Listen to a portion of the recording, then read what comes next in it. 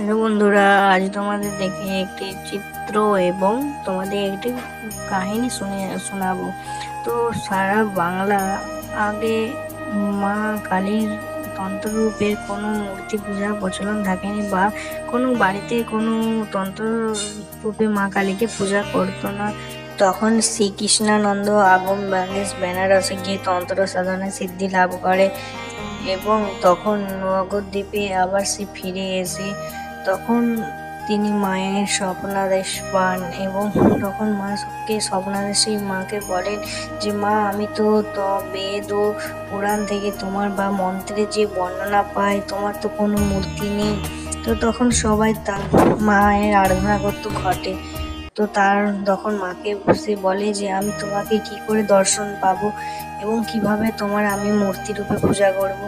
তখন মা তাকে স্বপ্নাদেশে বলে যে ব্রহ্ম মুহূর্তে উঠে এবং গঙ্গায় তুমি স্নান করে ব্রহ্ম মুহূর্তে যখন সেই পথে বা স্নান করার পর তুমি যাকে দেখবে প্রথম, সেটি হলো আমার রূপ।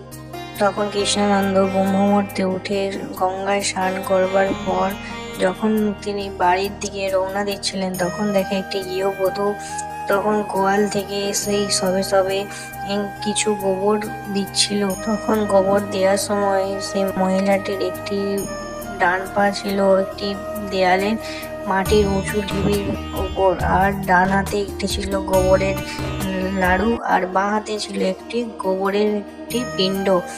তো আগম বাগেশকে দেখে তখন সেই মহিলাটির বস্ত্র খুলে গিয়েছিল, কারণ তখনকার দিনে মহিলারা ব্লাউজ পরতো না, কিন্তু ঘোমটার প্রচলন ছিল। এবং মহিলাটি যখন স্তনযুগল ওই আঁচলের ফাঁক দিয়ে বেরিয়ে যায়, তখন শ্রী কৃষ্ণানন্দ আগম বিহারীকে দেখে সেই মহিলাটি বড় জীব বার করে দাঁত দিয়ে কাটে এবং লজ্জায় সে লাজে লজ্জিত হয়, এবং আগম বিহারী সেই রূপ দর্শন করে তার চরণে পড়ে যায়। শ্রীকৃষ্ণানন্দ আগম বাগের বাড়ি এসে এবং মন্ত্রে যে মায়ের বর্ণনা পাওয়া যায় সেই রূপে, সেই মাতৃরূপে এবং সেই মহিলা যে রূপে দর্শন দিল সেটাকেই মিলিত রূপ করে তিনি একটি মাতৃরূপ গঠন করেন। তারপরে বাংলায় প্রচলন হয় মায়ের আরাধনা।